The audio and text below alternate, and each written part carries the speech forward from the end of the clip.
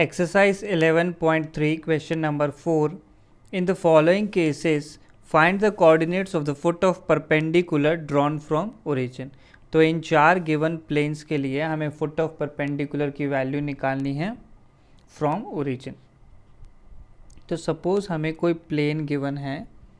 इस प्लेन पे अगर हम ओरिजिन से एक परपेंडिकुलर ड्रॉप करते हैं तो इस पॉइंट को हम बोल देते हैं पॉइंट P, जिसके कोऑर्डिनेट्स हैं x1, y1, z1. सो ये OP वेक्टर, इस OP वेक्टर के अगर हम DRs की बात करें तो DRs क्या हो जाएंगे.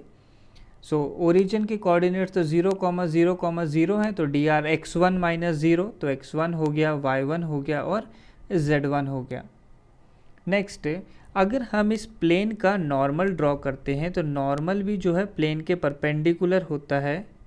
सो ये नॉर्मल वेक्टर हो गया. क्लियरली यहाँ से हम बोल सकते हैं कि ये जो OP वेक्टर है और नॉर्मल वेक्टर है ये दोनों की दोनों पैरेलल हैं. सो अगर दो वेक्टर्स पैरेलल्स हैं इसका मतलब इनके जो डायरेक्शन रेशोस हैं, जो DRs हैं, वो कैसे होने वाले हैं, प्रोपोर्शनल होने वाले हैं. बस ये कंडीशन हम लोग यूज़ करेंगे और हमें आंसर मिल जाया करेगा. सो फर्स्ट पार्ट हमें गिवन है 2x plus 3y plus 4z minus 12 is equal to 0. तो यहाँ से अगर हम DRs ऑफ नॉर्मल वेक्टर देखें तो वो coefficients of x, y and z होते हैं. तो DRs बन जाएंगे 2, 3 एंड 4. और DRs ऑफ OP वेक्टर तो वो हर बार हम लोग यूज़ करने वाले हैं x1, y1 एंड z1. तो ये दोनों DRs जो हैं प्रोपोर्शनल होने वाले हैं क्योंकि जो वेक्टर्स हैं वो पैरेलल हैं. तो ये प्रोपोर्शनल हैं तो हम बोल सकते हैं x1 की वैल्यू कुछ 2 इंटू k होगी, y1 की वैल्यू 3 टाइम्स k होगी और z1 की वैल्यू 4 टाइम्स k होने वाली है. और ये जो पॉइंट x1, y1, z1 है वो इस गिवन प्लेन को सेटिस्फाई करता है.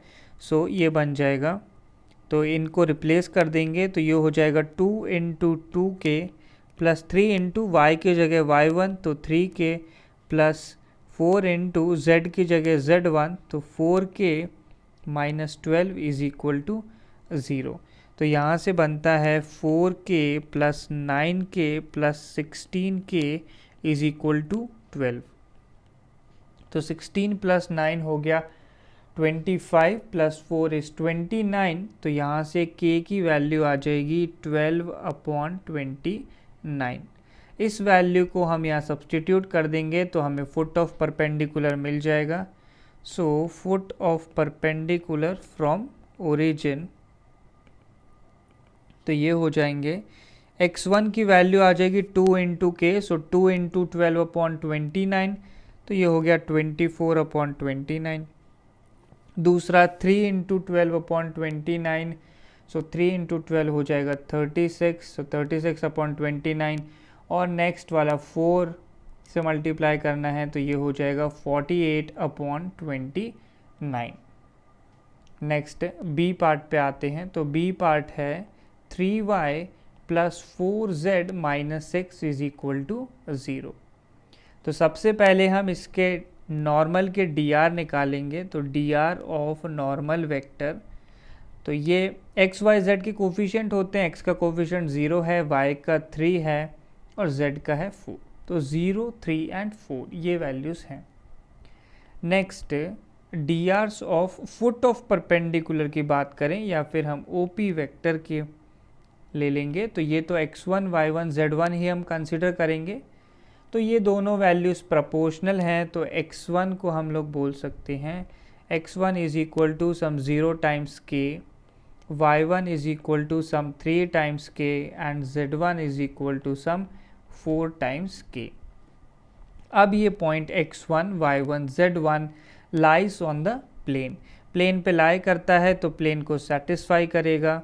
सो 3 इंटू x1 की वैल्यू तो 0k है, x का कोई कोफिशिएंट ही नहीं है, सीधा y का रखेंगे. सो 3 इंटू y1 यानी 3k प्लस 4 इंटू z1 की वैल्यू 4k है, माइनस 6 इज इक्वल टू 0. तो ये बनता है 9k plus 16k is equal to 6।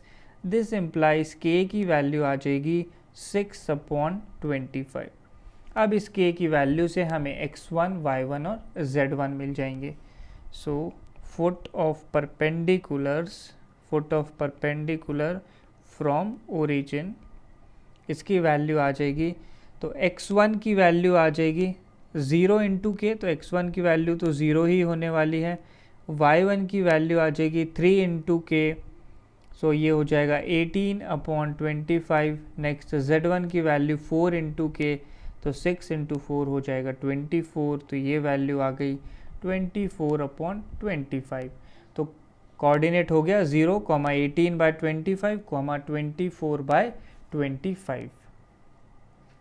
Next C part है x plus Y plus Z is equal to 1।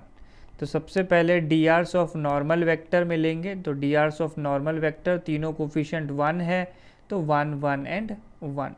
Next हम निकालेंगे D hours of O P vector. तो ये तो हम हमेशा x1, y1, z1 ही कंसिडर कर रहे हैं।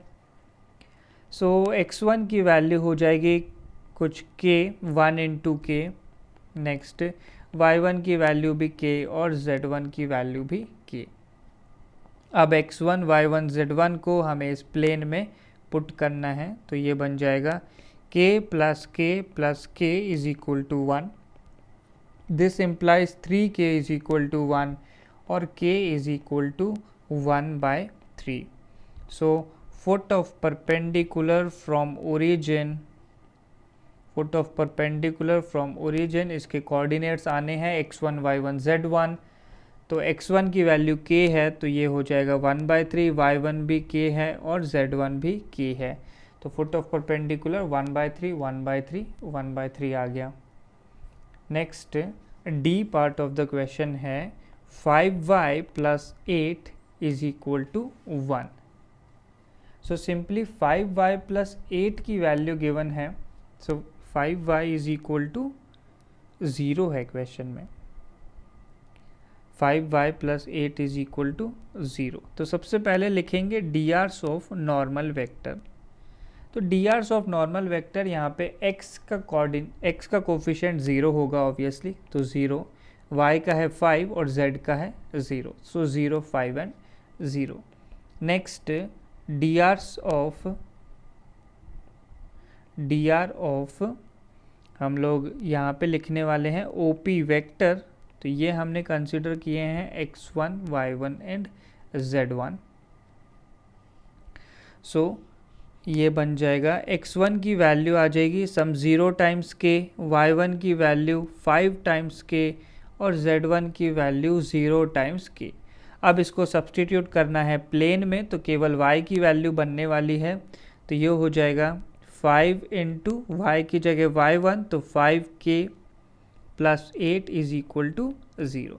तो यहाँ से k की वैल्यू आ जाती है -8/25। सो फुट ऑफ परपेंडिकुलर मिल जाएगा इससे हमें। तो foot of perpendicular from origin, तो ये बनता है, सो ये x1, y1, z1 है, तो k की वैल्यू रखने पे ये बन जाएगा पहला 0, दूसरा -8/25 इंटू 5 करना है, तो नीचे बन जाएगा 5, सो ये हो गया -8/5 और z कोऑर्डिनेट भी 0। तो ये आ गया फुट ऑफ परपेंडिकुलर।